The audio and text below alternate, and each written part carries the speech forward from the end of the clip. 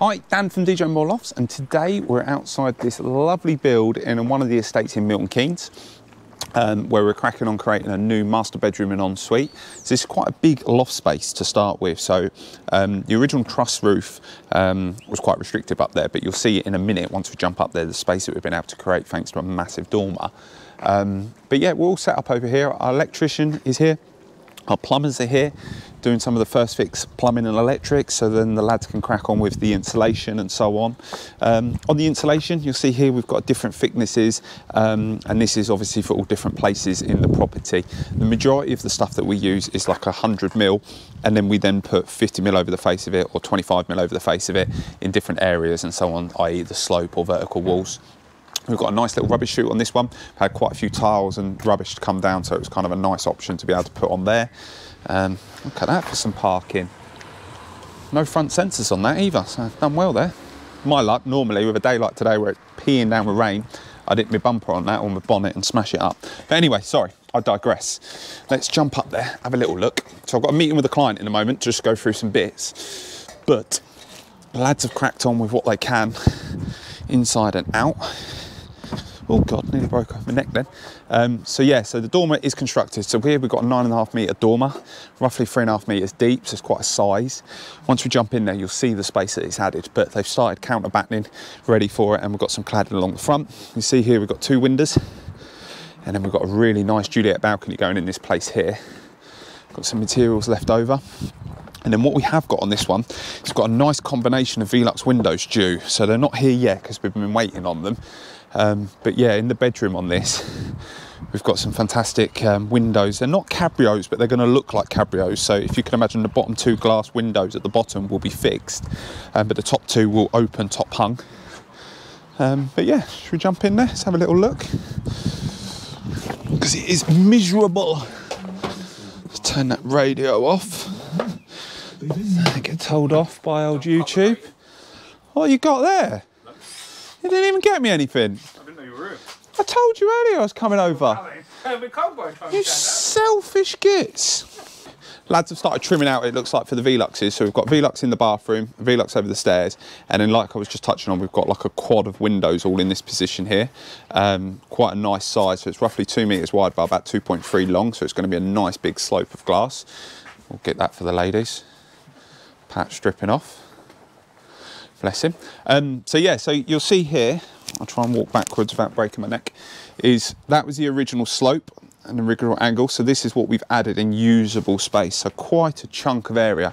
Obviously, to open this up, we've had to use multiple steels. So we've got this main spine beam here.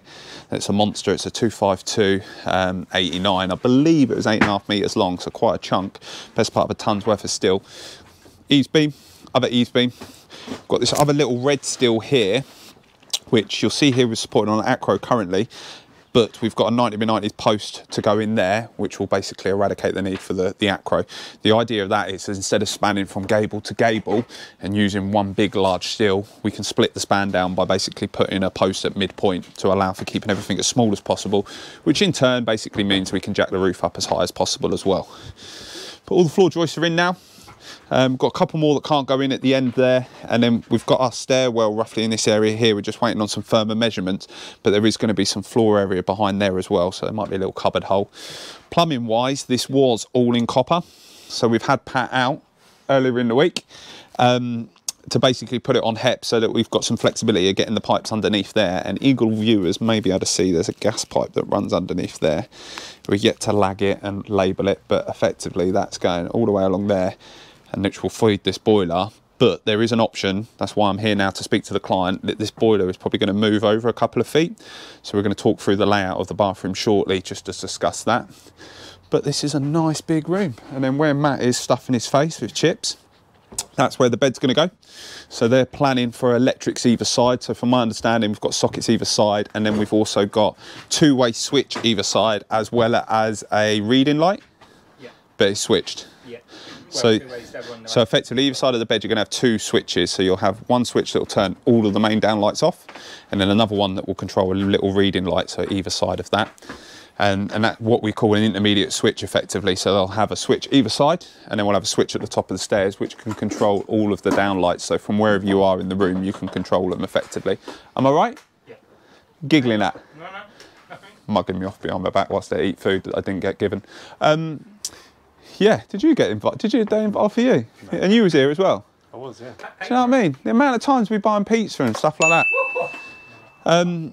So yeah, so then this end we've got a dressing room. Now the only deviation that we've done on this currently is there is wardrobes going along here. So originally on plan, this window was slightly further over. So we have moved it so that we've got at least 650 depth there for wardrobes, just for future.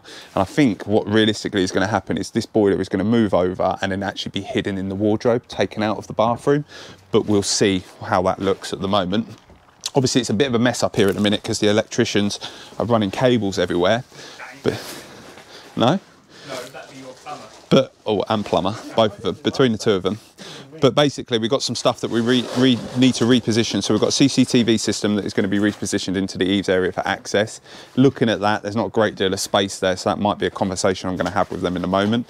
On top of that, we are putting a mains linked smoke detector system in on this property. So we're not changing all the doors to fire doors in this scenario because they're a solid door. So what that means is we're going to have a smoke alarm in every single room. So that's why you'll see a lot of this rock will come up, just because they need access to it to be doing that. But they've started their first fix. Pat's trying to make himself look busy, so he's probably waiting for me to jump off this so we can talk him through some bits. But overall, another nice example of what dormer conversion can be done.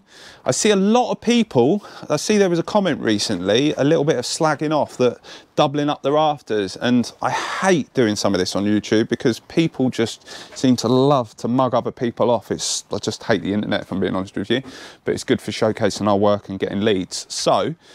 But let's put them in their place. So they were mugging us off that the rafter wasn't doubled up at the point that the video was being made. So on a dormer day, everything is about speed. So not only are we content with getting it built, we need to get it watertight at the end of the day. So if we can do other bits after, i.e. once we cut out and bits and bobs like that, it's completely fine. Another comment was that we've built the wall plate on top of the batten. Now structurally, right, at the moment there is no weight on that dormer. It's not even cladded yet, is it? So there's no weight there. Obviously if it was tiled, everything inside would be typically finished. But if you could imagine, all the joist works and everything else goes onto timber. So you'll see here the bearing plate from this still sat on top of a timber wall plate. Timber is fine as long as it is spread equally. But I say again, we're not finished in this scenario, so it's easy to criticise people when they're not finished. This will be solid packed all the way along there, because not only do we need it for strength, but we need it from an insulation point of view as well, because we don't want cold air rushing into the room. So that isn't finished, so that will be done. But there was people whinging about the structural integrity on the rafter as well. So some people do it differently. Our engineer specs it that we'd put a double rafter underneath, and they'll do it in such a way that it allows us to keep it open.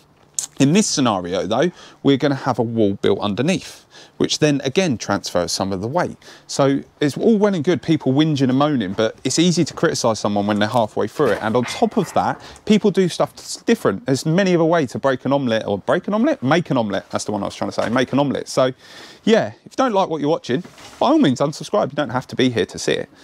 But I digress, sorry, gone on a bit of whinge because I'm wet, miserable and hungry.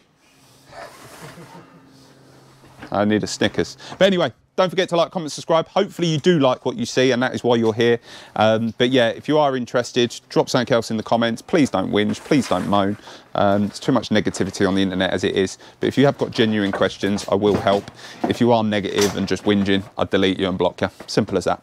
Enjoy your day. We'll see you again soon, and I hope it is sunnier wherever you are. Peace.